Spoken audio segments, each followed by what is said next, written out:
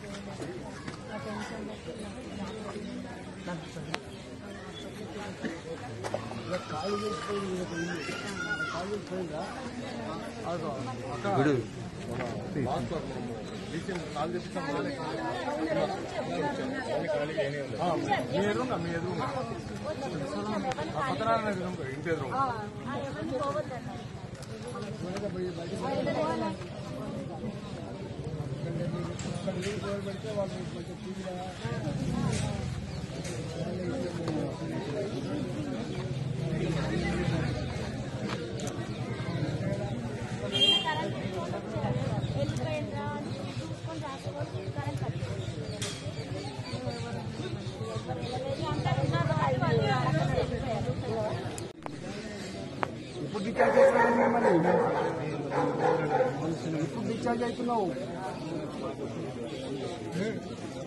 నరసింహ గుప్తాని హాస్పిటల్కి వస్తాడు. నీకు ఇంత కన్సర్న్ ఇప్పిస్తాను, నీకు ఇంత అవసరం సాయం చేస్తాను.